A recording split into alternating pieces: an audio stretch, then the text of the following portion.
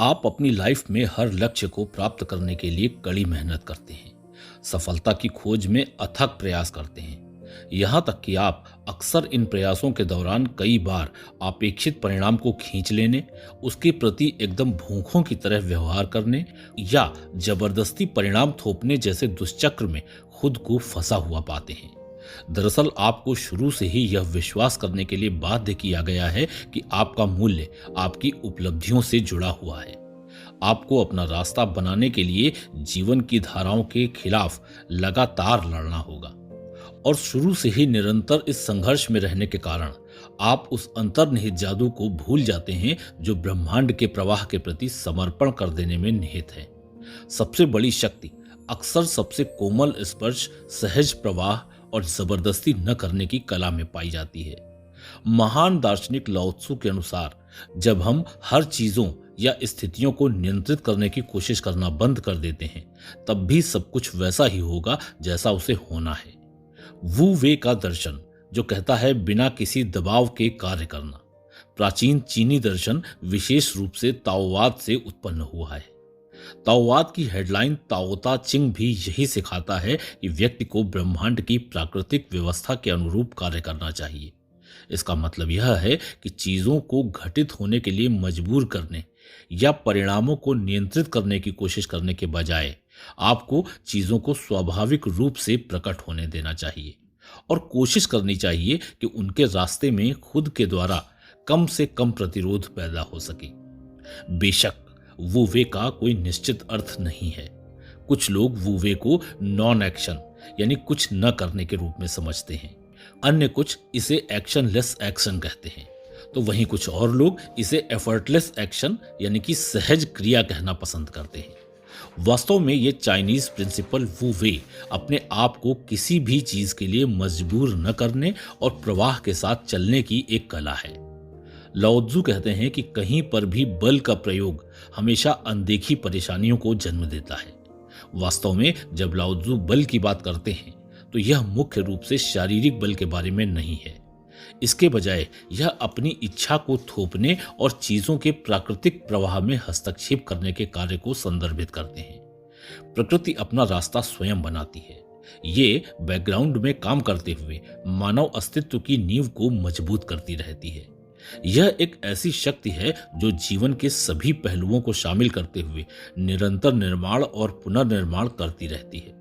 लाओ त्सु इस प्राकृतिक प्रवाह को बलपूर्वक नियंत्रित करने या इसमें हेरफेर करने के प्रयास के बजाय खुद को इसके साथ एलाइन करने के महत्व पर जोर देते हैं।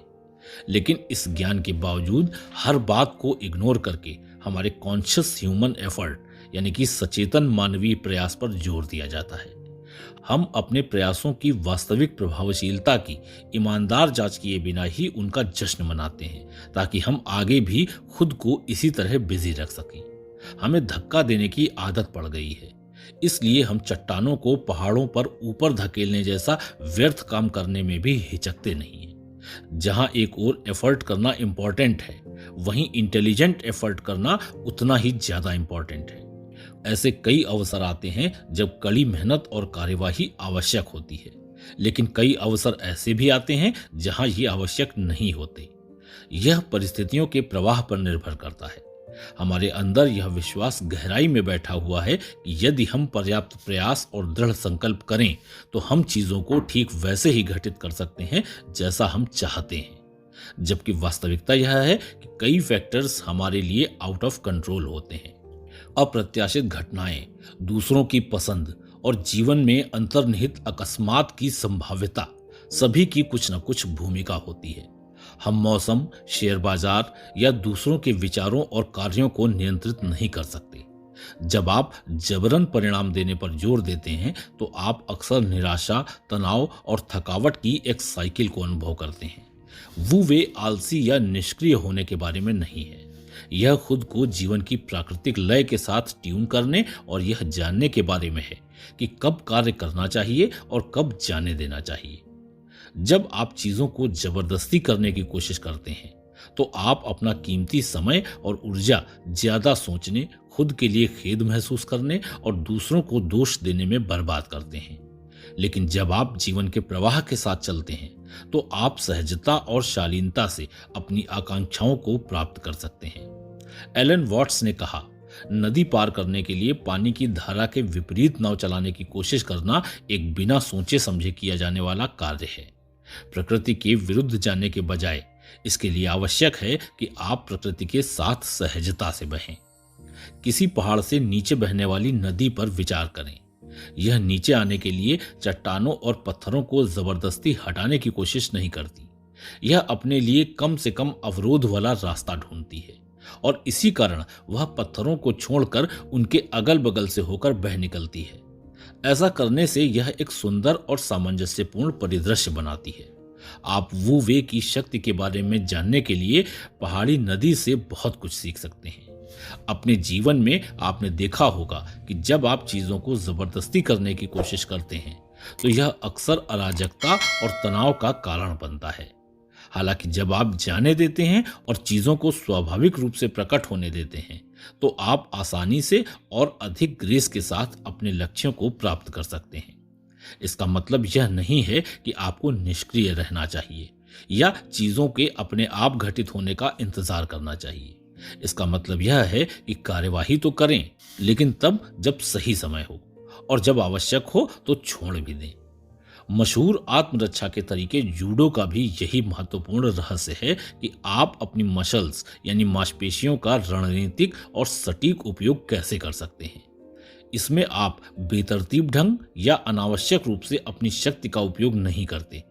इसके बजाय आप उस सही क्षण की प्रतीक्षा करते हैं जब आपका प्रतिद्वंदी असंतुलित और कमजोर होता है और ठीक उसी समय आप अपनी तकनीक में थोड़ी सी ताकत जोड़ते हैं जिससे आप एक सफल थ्रो निष्पादित कर सकते हैं और अपने प्रतिद्वंदी पर हावी हो जाते हैं। मुख्य बात यह है कि मसल्स का उपयोग केवल तभी करते हैं जब यह सबसे अधिक फायदेमंद हो और गलत समय पर तो कभी नहीं। यह दृष्टिकोण फाइटर की दक्षता सुनिश्चित करता है और जूडो में आपके मूवमेंट्स की प्रभावशीलता को मैक्सिमाइज करता है। आप जब भी कोई एक्शन लें तो लीस्ट पॉसिबल एक्शन या न्यूनतम संभव कार्यवाही के सिद्धांत का लक्ष्य रखें। इसका मतलब है कि अपने लक्ष्यों को पूरा करने के लिए जितनी ऊर्जा और समय की आवश्यकता है उसे कम से कम यानी मिनिमाइज करने का प्रयास करें। यह आलसी या आधा अधूरा मन बनाने के बारे में नहीं है, बल्कि कुशल और प्रभावी होने के बारे में है। अपनी एनर्जी और टाइम जैसे मूल्यवान संसाधनों का बुद्धिमानी से उपयोग करके और उन्हें वेस्ट होने से बचाकर आप अनावश्यक तनाव को कम करते हुए सफलता की संभावना को बढ़ा सकते हैं। मान लीजिए कि कल आपका एक महत्वपूर्ण इंटरव्यू यानी साक्षात्कार है। आइए अब यहीं पर वू वे के सिद्धांतों को लागू करके समझने की कोशिश करते हैं। अपने आप को एक्स्ट्राऑर्डिनरी उत्कृष्ट प्रदर्शित करने के लिए मजबूर करने की कोशिश करने के बजाय खुद को शांति और आराम की स्थिति में ले जाने के लिए कुछ समय निकालें और इस टाइम में खुद को इंटरव्यू के प्रेशर से बाहर लाएं। याद रखें कि पूछे जाने वाले प्रश्नों या परिणाम पर आपका कोई नियंत्रण नहीं है। स्वयं को अपनी योग्यताओं, कौशलों और अनुभवों की याद दिलाएं। अपनी क्षमताओं और इस साक्षात्कार से पहले की गई अपनी तैयारी पर भरोसा रखें। जैसे ही आप साक्षात्कार कक्ष में प्रवेश करें, स्वयं को सहजता से प्रोसेस के साथ बहने दें। साक्षात्कारकर्ता को जबरदस्ती इंप्रेस करने की कोशिश करने के बजाय इस बात पर ध्यान दें कि आप उसे अधिक प्रामाणिक और सहज महसूस हों। उनके प्रश्नों को ध्यान से सुनें और स्पष्टता और आत्मविश्वास के साथ उत्तर दें। अपने उत्तरों को अपने ज्ञान और अनुभवों के माध्यम से स्वाभाविक रूप से आने दें। साक्षात्कार बहुत ही क्रिएटिव और एंगेजिंग होता है। आप अपने द्वारा दिए गए उत्तरों पर आत्मविश्वास और गर्व महसूस कर सकते हैं और आप जानते हैं कि आपने अपना सर्वश्रेष्ठ प्रदर्शन किया है। और यहाँ तक कि अगर कुछ भी ठीक वैसा नहीं हुआ है जैसा आपने सोचा था और आपको लगता है कि आप असफल हो गए हैं, तो याद रखें कि जाने देने और स्थितियों के साथ बहने से अक्सर अधिक बेहतर परिणाम मिलते हुए देखा गया है। महत्वपूर्ण बात है प्रक्रिया पर भरोसा करना। बी रिलैक्स, चीजों को स्वाभाविक रूप से होने दें। इस तरह से आप स्वयं को बिना अधिक प्रयासों के सफल होते हुए और प्रगति करते हुए महसूस करेंगे। कार्यों के निष्पादन का यह तरीका आपको तनावग्रस्त या बिना किसी हौच-पौच के कार्य को पूरा करने के योग्य बनाता है। यह आपको अधिक सकारात्मक दृष्टिकोण देने में भी मदद करता है, जो आपको अधिक उत्पादक और कुशल बनाता है। इसलिए मेरे दोस्त, किसी भी चीज को फोर्स न करने की इस आर्ट में हमें समर्पण में सांत्वना मिलती है। हम विशिष्ट परिणामों के प्रति अपना लगाव छोड़ना सीखते हैं और इसके बजाय वर्तमान क्षण पर ध्यान केंद्रित करते हैं। समर्पण में ही हमें यह एहसास होता है कि हमारी इच्छाएं हमारी आत्मा की वो फुसफुसाहट हैं जो हमें हमारी उच्चतम क्षमता की ओर गाइड करती हैं। जब हम अपने जीवन के हर पहलू को नियंत्रित करने की आवश्यकता से अलग हो जाते हैं, तो हम खुद को अनंत संभावनाओं के लिए खोल देते हैं और ब्रह्मांड को अपना जादू चलाने की अनुमति देते हैं। अगर आप अभी भी मेरे साथ हैं तो मैं आपका बहुत आभारी रहूंगा यदि आप नॉट फोर्सिंग के इस कॉन्सेप्ट के संबंध में अपने अनुभव मुझे शेयर करें। मेरे साथ साथ आप जैसी अदर सोल्स के आत्मविश्वास को बढ़ाने में आपके कमेंट्स काफी सहयोगी साबित होंगे। अपने मित्रों के साथ इसे शेयर करके आप उन्हें भी जीवन में सहजता से आगे बढ़ने के लिए प्रोत्साहित करेंगे। अपना अमूल्य समय देने के लिए धन्यवाद। फिर मिलते